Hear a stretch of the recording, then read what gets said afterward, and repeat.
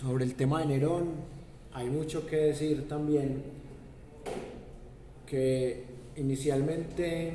su madre Agripina abusaba sexualmente de él desde pequeño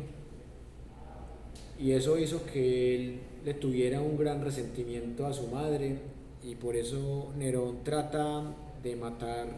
3 veces a Agripina y como Agripina siempre se salvaba, entonces por eso Nerón termina acusándola de querer matarlo a él y por ende querer traicionar a Roma y merecer la muerte. Y también cuenta una leyenda que Nerón le dice a Agripina que elija cómo morir, si ser asesinada por sus guardias o si suicidarse, y ella elige que la asesinen los guardias, y ahí es donde entra el tema de recibir heridas en el vientre como símbolo del repudio a su hijo que la está matando, pese a que ella lo amaba locamente, a tal punto de ella asesinar a su tío Claudio solo para dejarle en servido de plata el imperio a Nerón. Y cuando hablamos de esta genealogía Julio-Claudia, vemos que hay una gran cantidad de personajes que uno perfectamente podría confundir en el momento del análisis. Hablando particularmente de Nerón.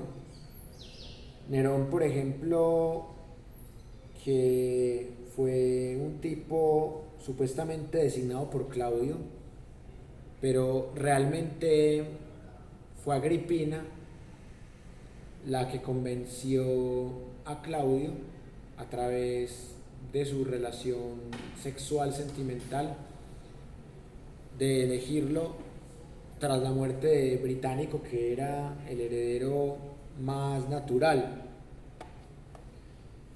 Y sobre el tema de Nerón en sus matrimonios,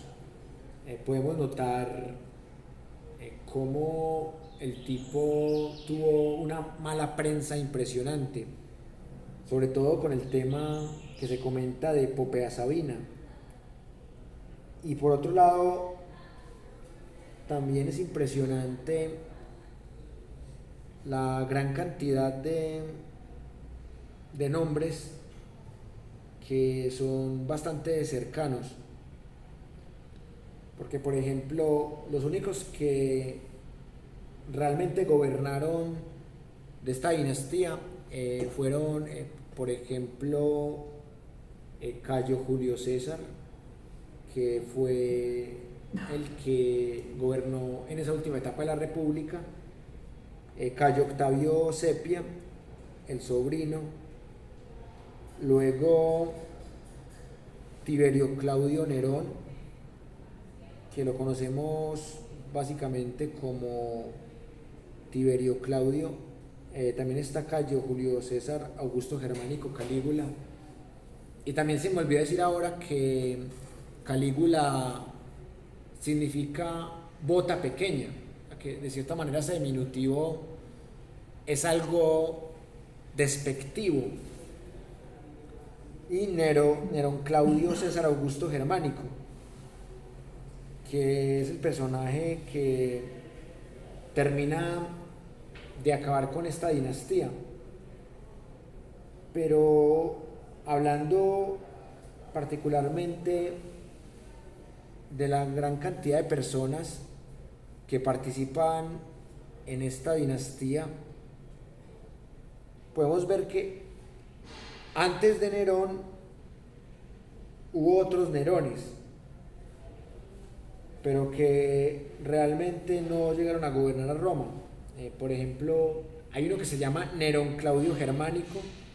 hay otro que se llama Nerón Claudio Druso el Mayor, Nerón Claudio Druso, que se le conoce como el Menor, y por eso mismo es muy complejo a veces decirle Nerón a secas, porque Este es el Nerón que logra ser César Augusto, que logra ir más allá de ser Julio César a secas o de ser simplemente Nerón Claudio Germánico. Y hay otra cosa que también vale la pena considerar, que Nerón deja prácticamente en la quiebra a Roma, o sea que logra ser más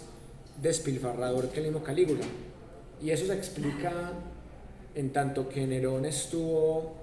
mucho tiempo en el poder respecto a Calígula. Y esto hizo que sus finanzas se vieran muy mal. Además que Calígula tenía un ahorro de las conquistas, sobre todo de Julio César, de Octavio Augusto, de Tiberio. Y Nerón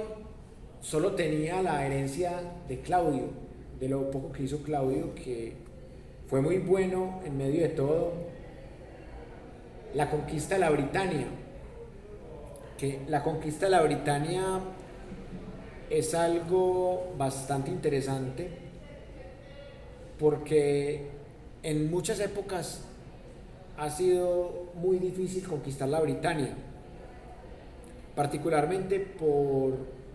lo que conocemos como el Canal de la Mancha, por la misma razón que los nazis no pudieron conquistar nunca Gran Bretaña. Los nazis fácilmente se metían a Polonia, a Bélgica, a Holanda luego a países, lo que ahora llamamos Países Bajos, a ciertos sectores de Francia, pero a los nazis les daba mucha dificultad conquistar Gran Bretaña, lo mismo que en su momento, en el siglo XIX a principios, Napoleón Bonaparte y Julio César, con todo el poder militar y el conocimiento estratégico que tenía. Julio César no pudo conquistar la Britania, ni tampoco Octavio Augusto, ni tampoco Tiberio, ni mucho menos Calígula. Es Claudio el que logra conquistar por primera vez la Britania, y por eso se le considera un sabio y alguien que ayudó a parar el imperio, pero no fue suficiente porque luego llegó Nerón y lo volvió a dejar caer. En ese sentido, me gustaría hablar de las razones por las que cae este imperio, y fundamentalmente se da uno cuenta que ya era hora de empezar de cero, que esa dinastía Julio-Claudia ya estaba totalmente desgastada, y por eso acá entra lo que se propone en este segundo libro que quiero que analicemos hoy, porque llegan esta serie de personajes que inicialmente llegan como transición y que solamente gobiernan en el año 69. Estoy hablando de particularmente 4 personajes que se les conoce en la historia de Roma como los 4 emperadores en un año, pero realmente fue más de un año, porque por ejemplo Galba logra ser emperador 6 meses, algo que es poco, pero que para esa inestabilidad que había en el momento es mucho. Entonces, si miramos el perfil de Galba, el tipo tiene unas mañas muy parecidas a Calígula, a Nerón, al mismo Octavio Augusto, y este tipo llega al poder justo en un momento en el que Roma estaba al borde del colapso, y de nada sirve llegar sin dinastía si se cometen los mismos errores de las anteriores dinastías. Entonces, este tipo, que era de la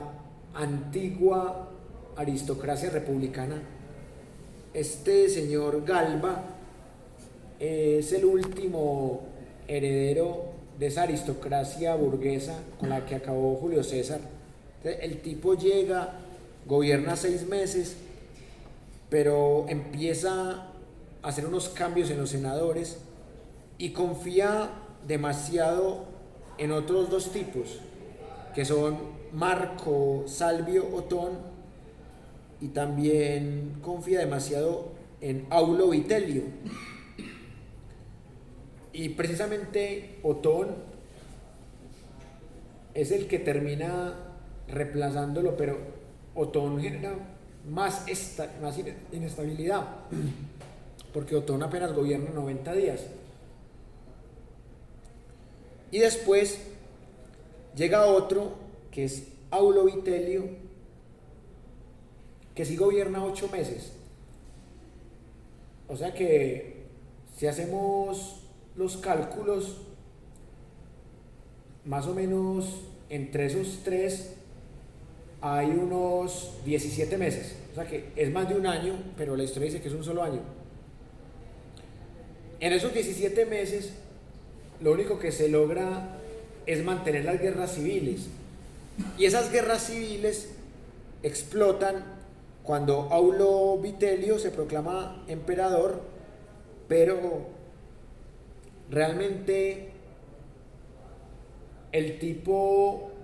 tiene una total contradicción con Domiciano y se enfrenta con Domiciano, pero Domiciano lo termina derrotando y ahí se cae este gobierno de 8 meses y Roma entra en una serie de dinámicas en donde ya cualquiera puede gobernar. Ya ni siquiera se necesita un pasado aristocrático republicano, ya ni siquiera se necesita una sangre noble, una dinastía, ya cualquiera puede gobernar. Y eso lo vemos en varias épocas de Roma, en donde también hubo imperios en medio de la aparente anarquía. Antes de pasar a la dinastía de los Flavios, quiero leerles un testimonio de por qué hay tanta inestabilidad en este año y por qué Vitelio le hace bastante daño a lo poquito que quedaba de esa dinastía Julio-Claudia que había dejado prácticamente destruida a Roma. Voy a leerles un párrafo en donde se comparte aquí el tema de Vitelio Germánico Aulo y su caída. Básicamente acá se explica en resumidas cuentas por qué los Flavios terminan imponiéndose y tratando de hacer parar otra vez el Imperio Romano. Entonces, en ese marco de los 4 Césares se puede sumar por un lado la impopularidad de Galba, quien solo puede gobernar esos 6 meses, luego la famosa batalla de Bedriacum, que muestra que no se puede escapar de esa disyunción entre Vitelio y Otón, que son los dos supuestos herederos de Galba. Entonces voy a leerles el párrafo que dice así: el descontento de la soldadesca se extendió hasta las legiones de Germania, que hasta el momento habían acatado el poder establecido, pero al presenciar cómo Galba favorecía con la ciudadanía y con la reducción de impuestos a las tribus galas que se habían sublevado con Vindex, mientras a ellos no se les premiaba ni su fidelidad ni su apoyo, decidieron aclamar como nuevo emperador a Aulo Vitelio, un general que se encontraba en Colonia a un día de camino al mando de las tropas de la Germania inferior, conocido por su bravura y su anónimo bondadoso. Eligiendo a este, reproduce Plutarco, hagamos ver a los hombres que valemos más que los hispanos y lusitanos para nombrar un emperador. Vitelio aceptó el nombre de Germánico y rehusó el de César, el 2 de enero del año 69. Al igual que las legiones de Germania, la Legión III Augusta, que estaba asentada en África, bajo las órdenes de Lucio Clodio Macer, se negó a reconocer la aclamación imperial de Galba y puso en peligro el envío de grano desde Egipto hasta Roma. Ante la inminente falta de abastecimiento, fue enviado el procurador de la Mauritania Tingitana para liquidar a Clodio Macer, que fue sustituido por Valerio Festo. Al mismo tiempo, en la capital del imperio, llegó a oídos de Galba la aclamación de Vitelio, lo cual lo llevó a adoptar las medidas necesarias para asegurar su sucesor. Ante el asombro de Otón, cónsul junto a Vinio de aquel año y principal candidato a la sucesión, Galba hizo llamar a Lucio Calpurnio Pisón Liciniano, hijo de Craso y Escribonia, hombre modesto y austero y virtuoso. Al verse excluido del trono, Otón buscó en las descontentas cortes quien lo nombrara también a él emperador y procedió a eliminar a cuantos pudieran poner en peligro su nueva posición de mando. Mató primero a Galba y se deshizo después de su hijo recién adoptado, de sus dos fieles consejeros, Vinio y Lacón, y de sus más fervientes partidarios. El Senado congregado prestó juramento a Otón el 15 de enero del año 69 y lo aclamó César y Augusto con el foro todavía lleno de cadáveres. Al inicio de aquel año, dos hombres habían sido nombrados emperadores casi simultáneamente. El uno en la Germania, la región menor guarnecida del imperio, y el otro en la capital. Apenas Otón tuvo noticia del nombramiento de Vitelio, emprendió la marcha hacia el norte para someter bajo su dominio Italia y las provincias que habían apoyado a su contrincante. Contaba con 4 legiones: la séptima Galbiana, que había sido levantada por Galba en Hispania y enviada después a Carnuntum en la provincia de Panonia con Antonio Primo; la 11 Claudia Pia Fidelis; la 13 Gemina, asentada en Potobium y en la que militaba como tribuno Augusticlavio Suetonio Leto, el padre del historiador Suetonio; y la 14 Gemina Martia Vixtris. A los 8.000 hombres de las legiones se sumaban tropas auxiliares de infantería y caballería, 5 cohortes pretorianas y 2.000 gladiadores. Al mando de todos ellos fue nombrado Annio Galo, que se había adelantado con Vestricio Espurina para ocupar las riberas del Po. A pesar de que las tropas de Otón eran más numerosas que las de Videlio, resultaban más lentas en su desplazamiento y carecían de disciplina. Su avance por las ciudades de Italia era temido, pues saqueaban, incendiaban y devastaban todo a su paso. Entonces, acá es cuando el tipo Vitelio termina imponiéndose por encima de Otón. Pero luego es Vespasiano el que derrota a Vitelio, y en ese contexto Vespasiano empieza a ser muy aclamado, y precisamente acá está totalmente el mapa de cómo cada uno se va imponiendo, y de nuevo es el ejército de Vespasiano el que entra a Roma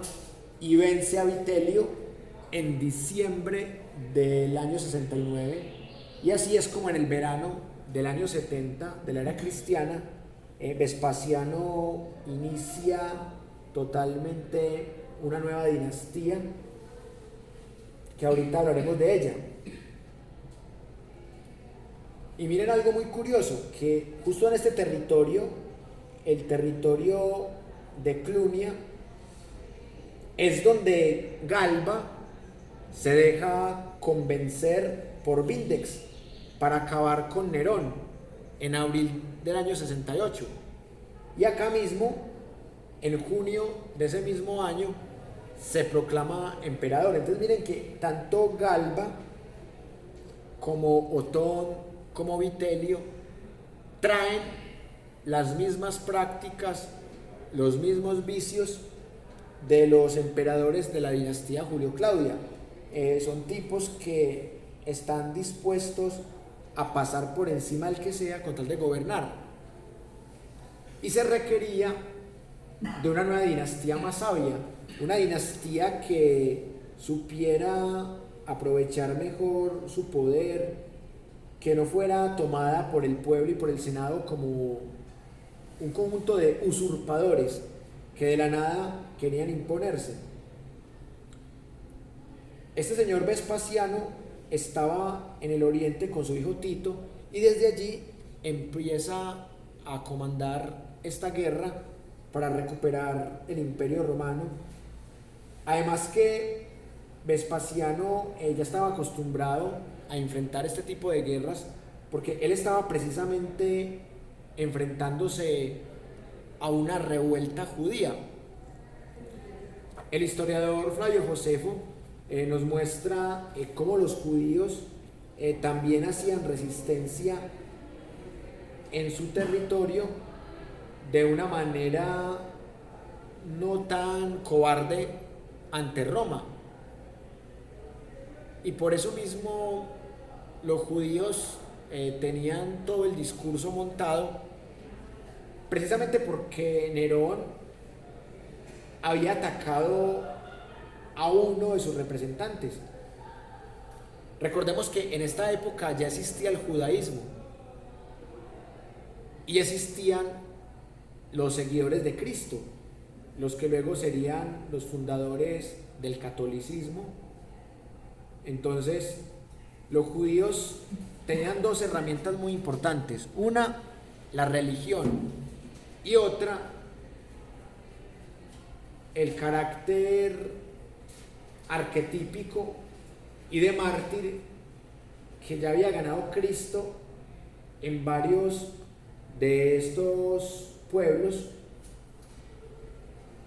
porque Cristo sí era un revolucionario, pero no contra el Imperio Romano, sino contra las castas judías. Entonces, acá me parece muy interesante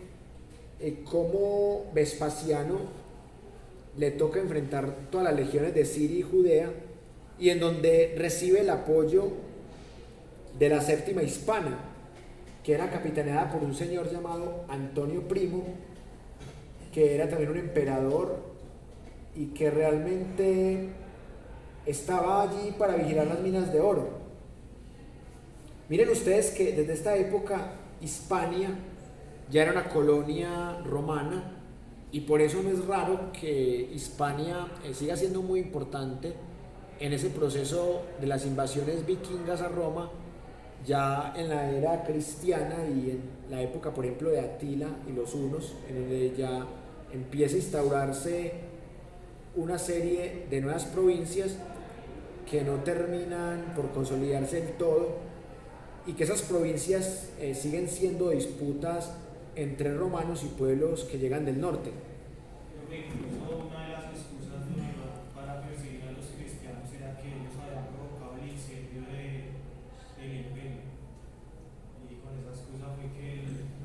los perseguía, y mucha gente pues lo veía bien que los perseguía. Porque era una secta, o sea, no era una religión todavía. La religión era politeísta. Ellos lo veían como una secta que seguía una creencia judía o judaísta. Y ese dato es muy importante porque es la prueba de por qué Nerón, ante la historiografía católica cristiana, es el emperador con más mala prensa. Además, porque Nerón disfrutaba mucho ver cómo moría la gente, ver cómo en el circo romano la gente no podía sobrevivir, porque esa es la forma de él divertirse, una forma muy particular. Y precisamente el tema de los gladiadores lo evidencia, que era un enfrentamiento de dos hombres y solo se acababa cuando uno de los dos moría. Entonces, no solamente el emperador disfrutaba tirando gente a los leones porque no hacían reír al emperador, sino también que disfrutaba la sangre que se veía en esa pelea entre gladiadores. Y también hubo varios emperadores que tuvieron, entre comillas, la valentía de ser gladiadores, que más adelante lo vamos a hablar. Y es increíble que el circo romano se prestara para actos que, según nuestra moral, serían muy crueles, pero que para la moral de sus emperadores era simplemente imponer una forma de poder aprovechándose del dolor de otros, de la tortura y de la risa que esto les producía. Y por eso mismo Claudio queda como el emperador sabio y bueno en este tipo de historiografía, porque de él no se cuenta tales magnitudes de tortura. En este bloque ya quiero que empecemos a hablar de cómo fue esa dinastía de los Flavios, que fue una dinastía claramente por ser conformada por el padre y por sus dos hijos, así que en el siguiente bloque nos dedicaremos a ese tema.